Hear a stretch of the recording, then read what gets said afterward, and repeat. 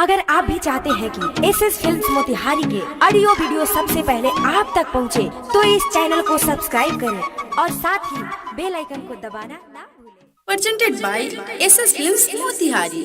Music by Saurabh Islam. चोलिया ले गइल जंगला पटंगला से चोलिया ले गइल कौया चोलिया ले गइल पावे जंगला पटंगला से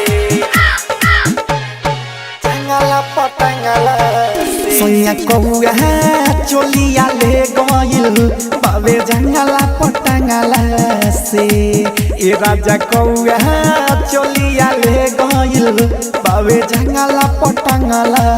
से किले के उड़ता दिल तुरता फल के उड़ता दिल तुरता नहीं देता में मंगला से ए राजा कौया चोलिया ले गइल पावे जंगला पटंगला से ए राजा कौया चोलिया ले गइल बावे जंगला पटंगला से कि दिल तुरता हो लेके उड़ता हो दिल तुरता लेके उड़ता नहीं देता वे मंगला से ए राजा कौया चोलिया ले गइल बावे जंगला पटंगला से जंगला से कौया चोलिया ले गइल चोलिया ले गइल कौया चोलिया ले गइल बावे जंगला पटंगला से हाय सैया घरवे बिनु सरवे रही पसरले हो रही पसरले हो अचकियाइल ना बुझाइल चुचाबा मरले हो चुचाबा मरले हो हिले तबे महाजाए राजा झकी जंगला से हो जंगला से ए राजा जंगला से कि सैया घरवे बिनु सरवे रही पसरले हो अचकियाइल ना बुझाइल चुचाबा मरले हो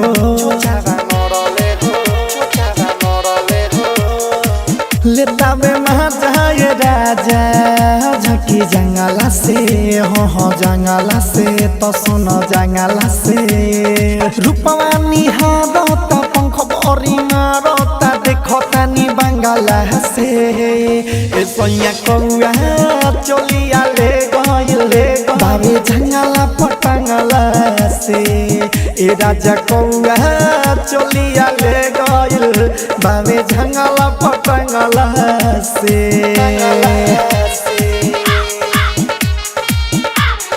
कौया चोलिया ले गइल चोलिया ले गइल कौया चोलिया ले गइल Saurabh digital recording studio Motihari. हाँ बेड़ा ढलता कमी खलता राजा हमारा हो तुहरा बिना बात सुना अपन कमरा हो और अपने छोड़ी के आवा जल्दी बाहर के हो बाहर के राजा बाहर के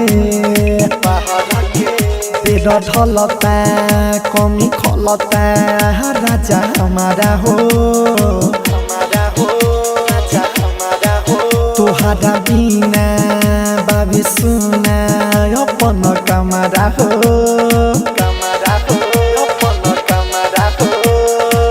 सुधीर छोड़ी के आवा जल्दी बाहर के ये राजा बाहर के सुनता निताना ये परदीप दीवाना सौरभ दुखे आँख जगला से ए सैया कौया चोलिया ले गइल बावे जंगला पटंगला से ए राजा कौआ चोलिया ले गइल बावे झंगला पटंगला से। Saurabh digital recording